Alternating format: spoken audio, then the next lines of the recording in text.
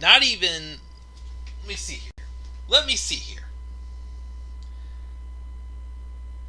Not even 2 weeks later. 2 weeks later, since the last set of releases happened, we're back here doing it all over again. At this point, it's just literally a joke. It's a laughing stock at this point. How many more possible people can this company get rid of before they literally have nobody? It's not just the fact that they have nobody. They have bodies there, but everybody is like, unless your name is Roman Reigns, Sasha Banks, Charlotte Flair, Becky Lynch, maybe Seth Rollins. You're not protected at all. You're not safe. You are not safe. How many more can they do? Like, at this point, this isn't even a rant. This is just me laughing my head off saying, oh my goodness, this is getting so ridiculous. And besides doing like retro live reactions, why, why do I even talk about this show? I could wake up tomorrow morning and I could hear that they've released WWE Champion Big E. They've released Damian Priest. They could release, Bianca Belair for crying out loud. They could. They released Braun Strowman earlier this year. Remember that. They released Braun Strowman, a man that they created. WWE created him and they still released him. It's just a laughing stock. And after this batch of releases, especially a group, NXT 2.0, get out. There is literally no point of NXT anymore after the release that we just got. What is the point? Vince is already bringing up Von Wagner, it looks like, and all of his other, goons he just pulled off the street. And, like I said, it just feels like Vince has become more and more of a contagious disease that's spread in NXT, and now that disease is spreading even more on the main roster because everything is Vince McMahon touched. Vince McMahon has put his hands on everything in this company. So no wonder why these releases happened. Some of them, I'll say 2 of them I'm not surprised. One of them I'm not surprised also. A third one I'm not surprised happened, but it pisses me off. One makes me sad. The other one I'm just completely unacceptable. Completely unacceptable. So, we will talk about these releases really quick here.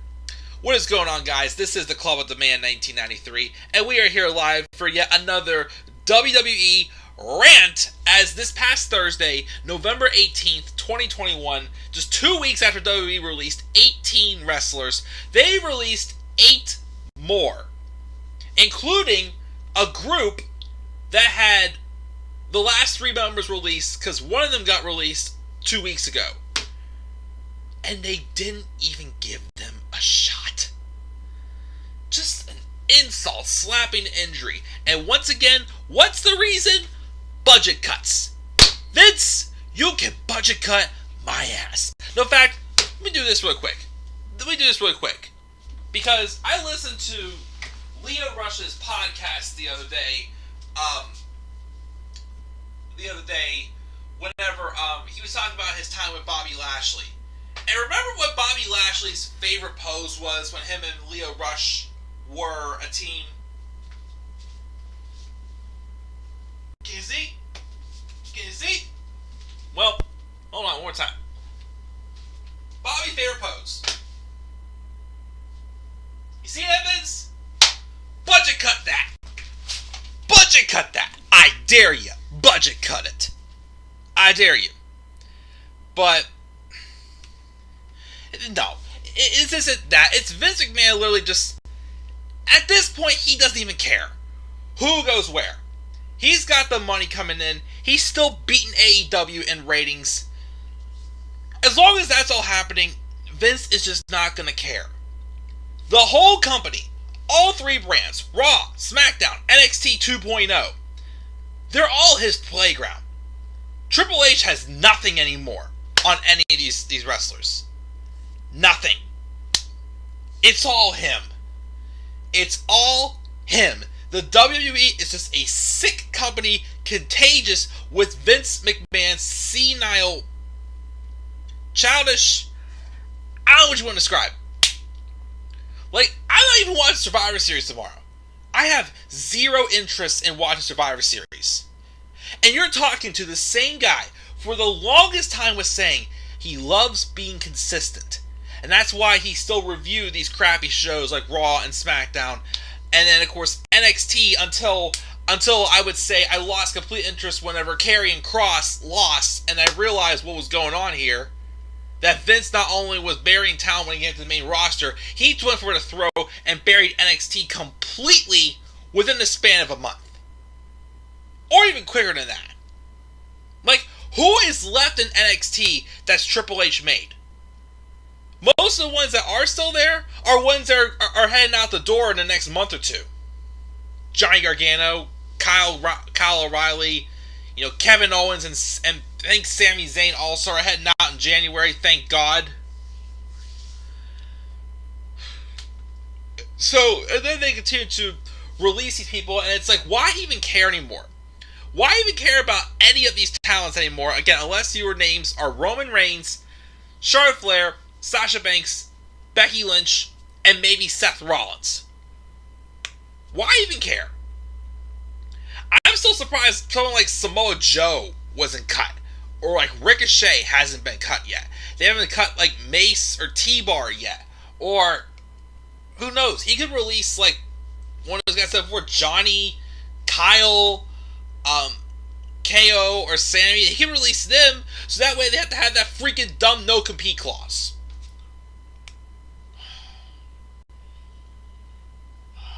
I don't get it. I do not get it. But let's just go through these releases really quick. There's not many. And there's only 8. Well, 6 because one of them's a group. Again, the first 2, I'm not surprised. I'm really not surprised at all. The first one that was released, well, again, this is in order about how, from most important to, to ones that, like, doesn't surprise me to the ones I want to talk more about. Jackson Riker. This one I don't mind. I get this one. Even with the Forgotten Sons, and the Forgotten Sons wasn't that great of an act either. I never got Jackson Riker. He was the 3rd member of their stable, yet I never had a story for him. I never, understood, who he was, what he meant. He was just a big man with the Forgotten Sons that just basically sat back while Cutler and Blake, did most of the wrestling. The most I actually cared about the Forgotten Sons is when they actually had a good showing in the Dusty Rhodes Tag Team Classic when they were runners-up in 2019. I mean, 2 of them also had a great match in that Fatal 4-Way for the tag titles in the ladder match at TakeOver 25. But like I said, Jackson Riker did nothing. What did he really do? Then, when they split up the Forgotten Sons after his political stuff was revealed on Twitter or whatnot, he was paired randomly with Elias, and out of the blue he turns face and fights Elias. Only thing he did notably was take the strap in a strap match and go, bump my hand on there, go.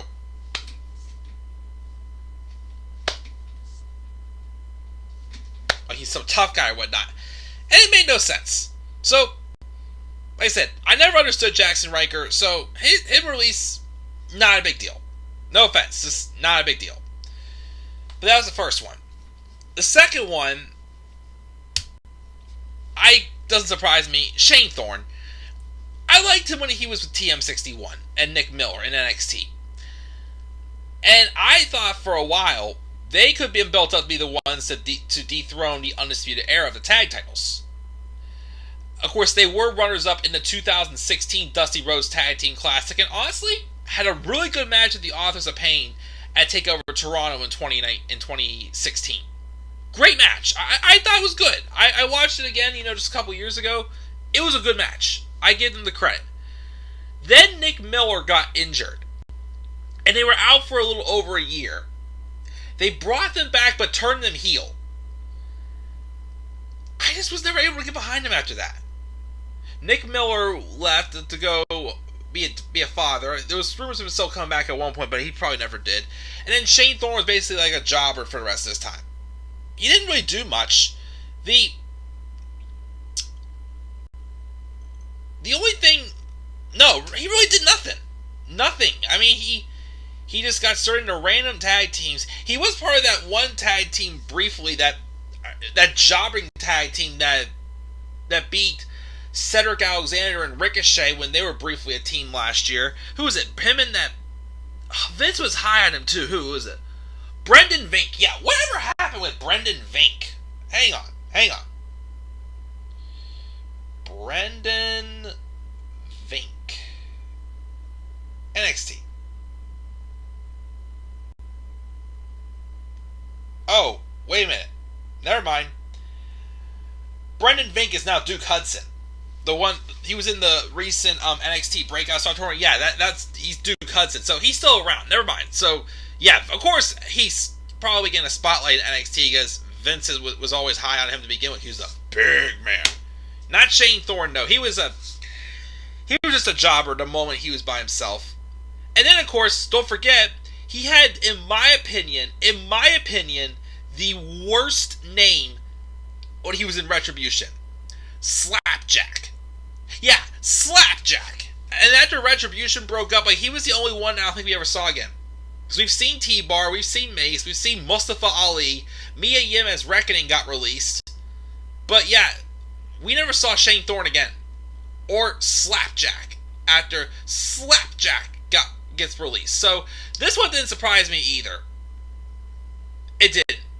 So I don't know where Shane will go next, but maybe if Nick Miller's ready to come back to wrestling, because I know he took some time, he left to take time off to be a father. So maybe they'll reunite again somewhere, be TM61 again, or the Mighty Have Fallen. I don't know. Like I said, they did have some moments where I was a fan of them, but definitely after they came back after Nick Miller's knee injury, definitely wasn't too big of a fan of them then. But they definitely had their moments. So I wish Shane Thorne the best of luck. This next one, poor Drake Maverick. He posted that video when he was one of the first, when they started doing this whole, when they had that Black Wednesday on April 15, 2020, when the WWE released so many superstars. Like, not even as many as they've released this whole year. Drake Maverick was one of them. He posted this very emotional video, and he was told he was still allowed to wrestle in the Cruiserweight Championship tournament, and he was runner-up. It was a beautiful story, a beautiful Cinderella-type story to lead the Maverick almost winning the Cruiserweight Championship. The winner, El Hijo del Fantasma, which eventually was revealed to be Santos Escobar. And then after that, of course, the story was that eventually he got signed to an NXT contract. But then after that, they had him in this very weird-ass tag team with Killian Dane. I wasn't a fan of it. I just was not a fan of it at all. It's just the goofiness of, like, Maverick thinking that, him and Dane were friends, and they were trying to pull off another Team Hell No, but to me, it just didn't work. And then after they released Killian Dane, Maverick is kind of like this on his own. And Maverick, to me, is a character gimmick. He's a solid wrestler, but he's not someone who's going to be winning championships. Well, maybe like a mid-card championship or so, I don't know. Or like a lightweight title, I don't know. But he definitely is going to be some type of a spark plug in some entertainment to your show. He is a character gimmick. WWE just didn't really handle him that well. So, I don't know where he's going to go. I don't see any of the first three going to AEW. The first thing I talked about. And then the following three, maybe. Well, one of them for sure. Drake, though, probably more of like an Impact guy or just someone in the indies, but wherever he goes, he's going to be a great little, like, character gimmick and whatnot. He's not going to be like any, like, a world champion, but he's definitely going to be a valuable asset to whichever brand he's a part of, if they actually book him right. Oh yeah, and I still don't think to this day, he ever did consummate his marriage with Renee Michelle, as he cared so much more about that 24/7 championship. It was just weird. Oh yeah, and who could forget also when he was general manager of 205 Live, which I liked when he was that general manager of 205 Live. But then he was face on that show, and then he was a heel GM for the Authors of Pain on another show. Like, what the... Oh, we also can't forget he also pissed on Bobby Roode's robe too, but check out the video he made. He made like a 5-minute video. Basically, it had basically a small snippet of when he first got released last year, and now his immediate thoughts now of him basically, saying he's getting up and he's going, and it ends with him getting the phone call. Which who knows who it's from. I mean, some people said, could they reunite him and EC3? I've heard rumors that EC3 may be heading to AEW because of ROH shutting the doors, so I'll give Drake that, but if he's going to be by himself, I don't think he's going to AEW. That's just my thoughts. Before we get to the last three, we got Tyler saying, Vince needs to retire. He's never going to, unfortunately. Fire Johnny Ace. I wish.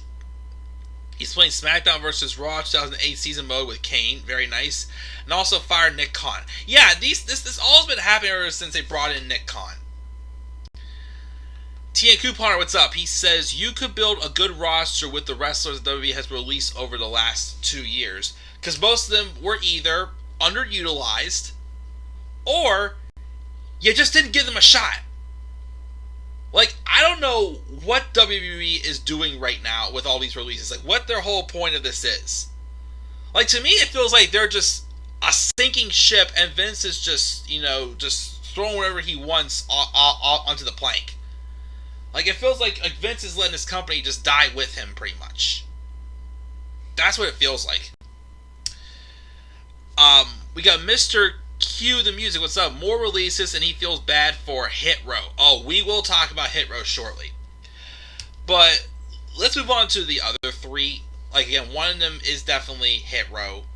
But the three to me that, I care more. I mean, like, maybe Drake I cared about somewhat. But when he got put back on Raw, I'm like, okay, he's going to be nothing more than just a 24/7 act. So he's kind of pointless. No offense. But, let's talk about the three that I care most about from these releases. Tegan Nox. Which also, how the heck do you release Tegan Nox, yet you still have not released Dana Brooke? I don't know how Dana Brooke has survived all these rounds of releases. She's someone else that I thought they'd be kicking her out immediately. But fortunately, they haven't. Well, I should say unfortunately, because I don't want to see anybody lose their job, but I'm just surprised. But within the past couple weeks since the draft, I worried Tegan Nox would be someone who would get released. I'm not surprised that she did, but I feel bad. I feel bad. Tegan Nox, oh gosh. This is someone that, like, I don't think you could have ever turned Tegan Nox babyface in WWE based off the story she had. She came in, she was supposed to be in the first Mae Young Classic. She suffered an ACL injury. She was in the second Mae Young Classic. Was supposed to win it, apparently. Go on to become the first NXT UK Women's Champion. But she got injured, and I think it was like the quarterfinals, I think it was against Rhea Ripley, and she injured her ACL again. Again! But she came back. She briefly teamed with Dakota Kai, who both of them were going through severe knee injuries at the time. I still think they should have given them both a run with the women's tag titles. Not the NXT women's tag titles, the WWE women's tag titles. They didn't need to add women's tag titles to NXT. They really did not. There's no freaking point in them at all whatsoever. I don't watch NXT anymore, so I don't know if the depth is even bigger or not, but I highly doubt it. I really, really highly doubt it. But they had the story going there where Dakota Kai even turned on Tegan Nox, which I thought was a little too soon, but it's worked out tremendously for Dakota Kai, and it wrote Tegan Nox off TV for another few more months. Her and Dakota had an outstanding match at, quite frankly, the last true takeover I think that ever happened, NXT TakeOver Portland. The last true takeover to me. Before it was the last one before the pandemic era, and when NXT just went downhill. But her and Dakota had an excellent street fight in that match. And then I personally wanted to see Dakota Kai win the title and eventually have Tegan Nox dethrone her. I thought there was several times where they were going to put the title on Candice LeRae because they had Tegan and Candice feuding with each other right before Tegan got injured again last year. And let's put it this way. What hurts more is right before Tegan got injured the third time, I feel like she was really, really starting to win over the crowd. Like, gained more attention, a lot more. She was very much respected. It was around a time when she first came out and said she was, I don't know, I can't remember if she came out as bi or if she's just lesbian, or I think lesbian, I can't remember what it was. But she came out. At the time, she was dating that Sierra St. Pierre. I don't think they're dating anymore because I think she deleted their posts and whatnot from what I've seen.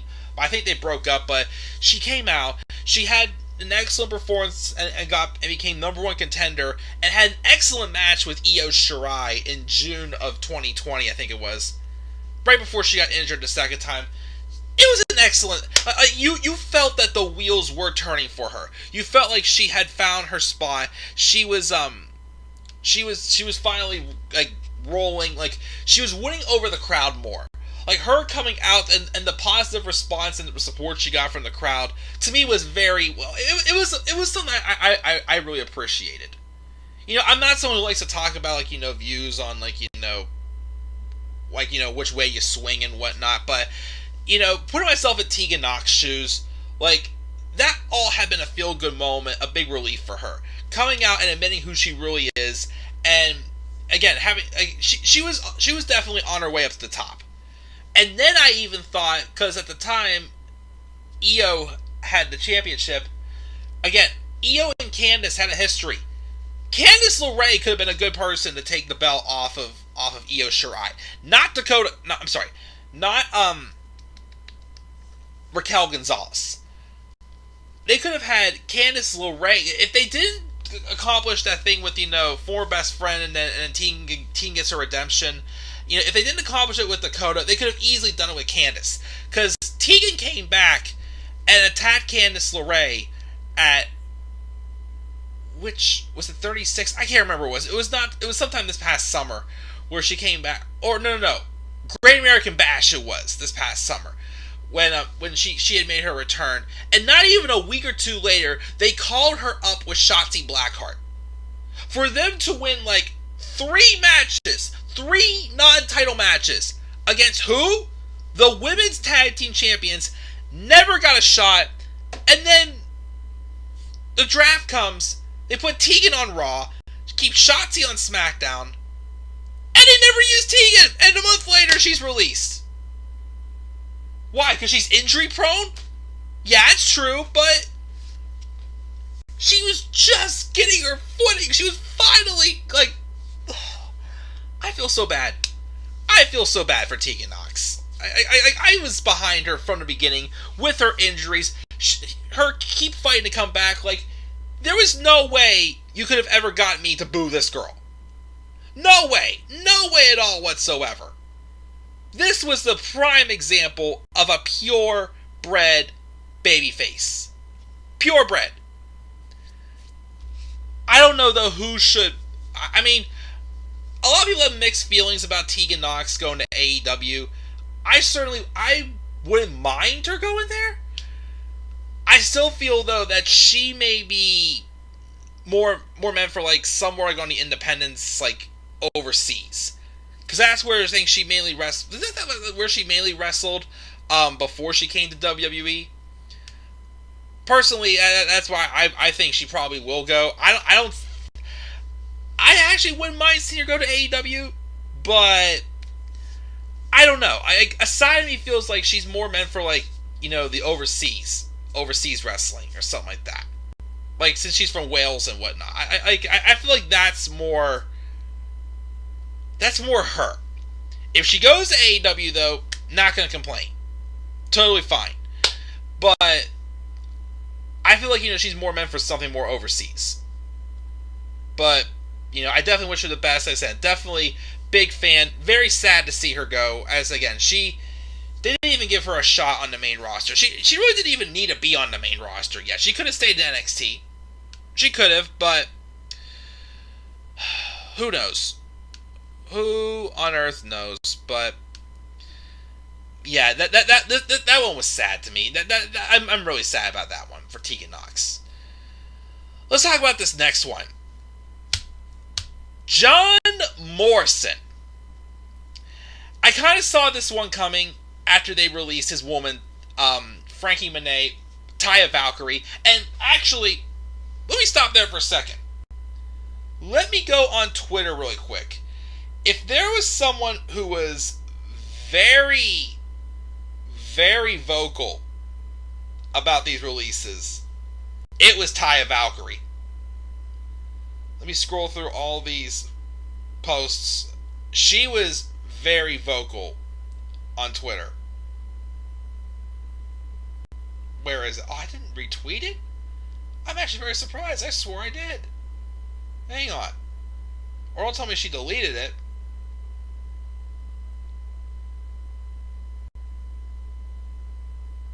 Oh, please. It was so good. One day.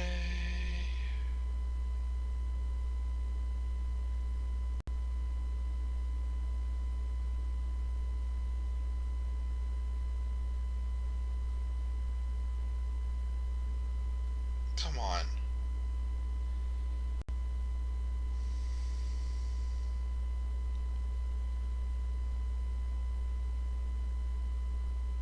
We'll be fine. It's gotta be sometime soon.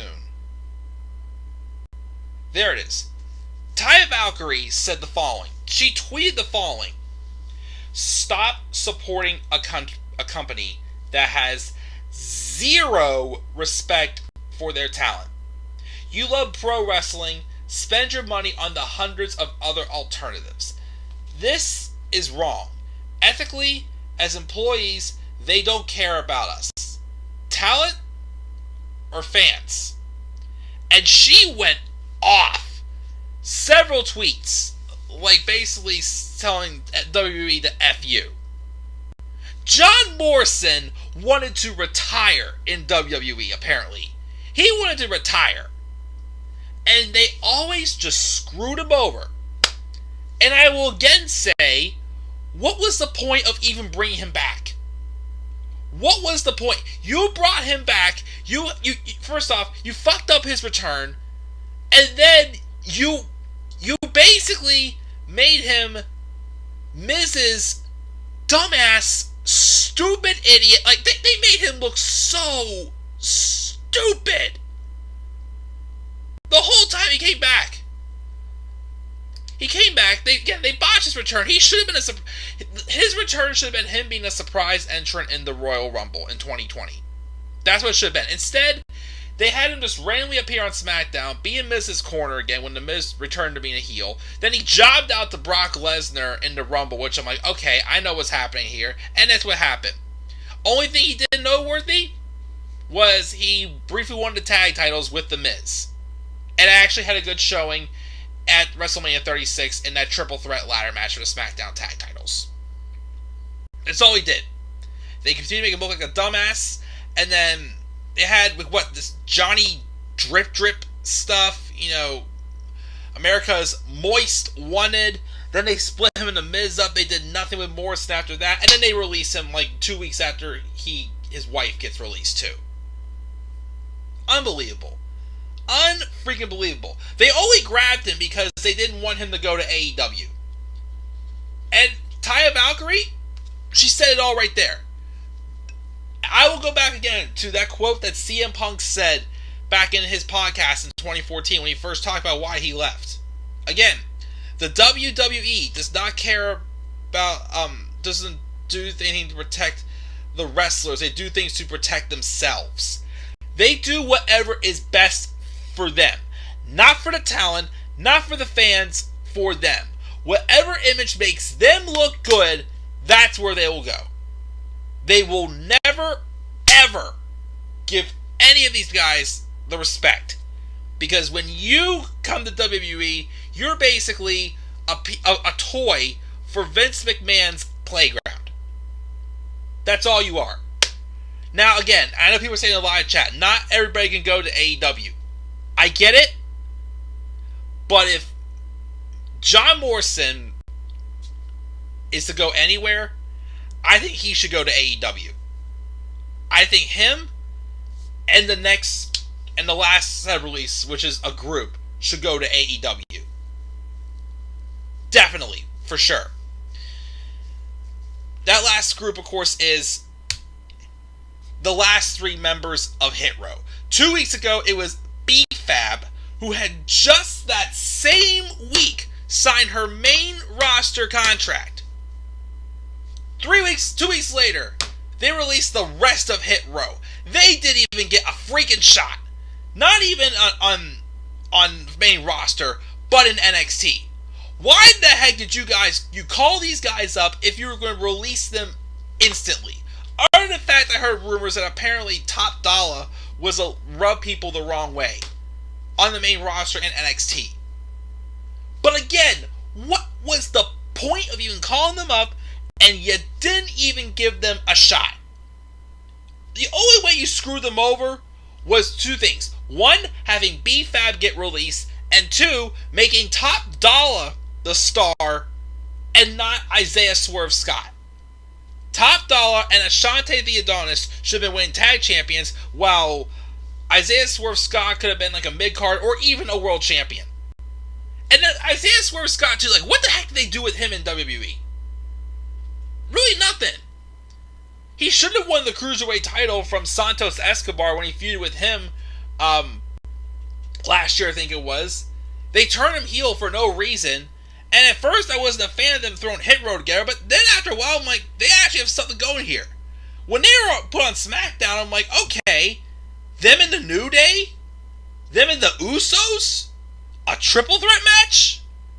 Would have been awesome. Then you release them. For what reason? You didn't give them a shot. Like, who's left in NXT? Who is left in NXT that I actually give a crap about? Because this right here shows that NXT is pointless. It's absolutely pointless. Let me see. The UK people. I don't even watch UK anymore. Taya Valkyrie, of course, I liked her. Cameron Grimes, Dakota Kai, Danny Burch. How did they release Oni Lorcan and they haven't released Danny Burch yet, which is still surprising to me. Dexter Lumis, who I'm sure Vince sees over. They still have Imperium's Fabian Eichner and Marcel Barthel, who are apparently tag champions. Ilya Dragunov, Io Shirai, how surprised they haven't released her yet. Ginny, I do like Ginny, who apparently is dating Walter. They still got Walter. Are they doing anything with, there's Johnny, there's Jordan Devlin. Is Jordan Devlin even doing anything anymore in NXT UK? I know Kaylee Ray just made the move to NXT at the last takeover I watched before I stopped watching. Kyle O'Reilly's about to be out. LA Knight? What's he doing? What's LA Knight doing? Mandy Rose, but I don't count her. She was on the main roster. Mako Satomura. MSK, I'm pretty sure Vince is going to release them probably. Pete Dunne, what's he doing? Who else do they got?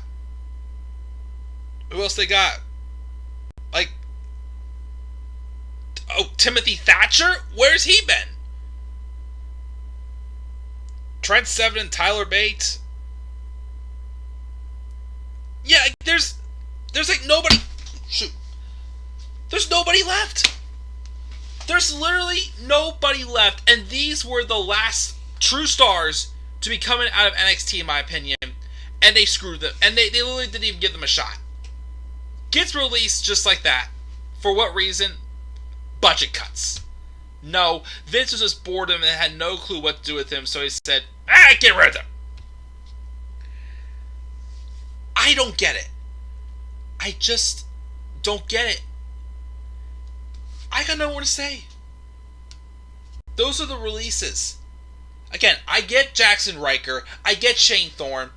I somewhat get Drake Maverick. Even though they could have worked in some ways. Tegan Nox hurts. John Morrison was ridiculous. And Hit Row, of course, was like the nail in the coffin. But those are my thoughts. Let's go to the live chat before I go off the air here. Let me see what we got here. We've got Lauren. Why Tegan and Morrison and Adonis? Why? Because Vince had no clue what to do with him. He was probably bored of him. Yeah, Tegan never had a chance. It should have just kept Tegan as a tag team and become women's tag champs. They should have, yes. Everything Triple H creates was gold. As soon as he hit the main roster, they're fucked. NXT at this point, you're screwed. Because now NXT, again, the words from Nick Khan. They want NXT to make sure that they are actually creating stars that are going to have a future in this company. Translate that to people that Vince McMahon wants to be a star. Ones that Vince McMahon will push. Now we're getting, okay, people are going to be one person in NXT. They're going to be the same person on the main roster because it's Vince's creation. Vince touched it. Triple H created it. Screw it. I can't do with that. But also because remember, Vince is bitter because NXT, the show, they love the show so much. Put them up against AEW. Put them on live on TV. Wednesday nights, they take on AEW. Raw and SmackDown, leave them alone. Leave them alone. No.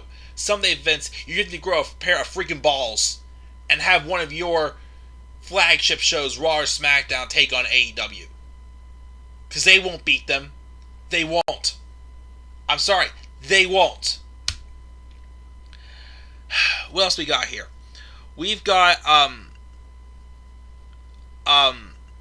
Tyler saying he saw a video of CM Punk trashing Johnny Ace in 2011.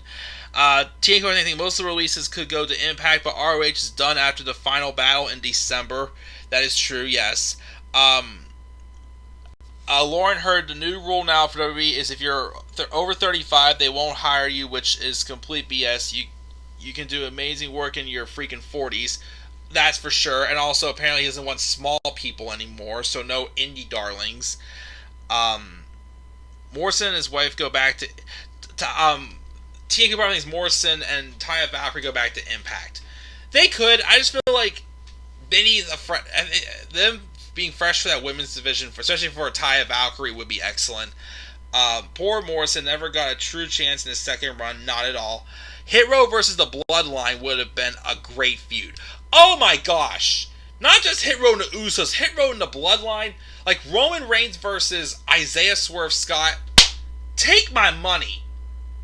Like, you have nothing left. You have nothing left at this point in this company. Vince hates wrestling, yes. Do you think Vince will sell WWE in the next 5 years?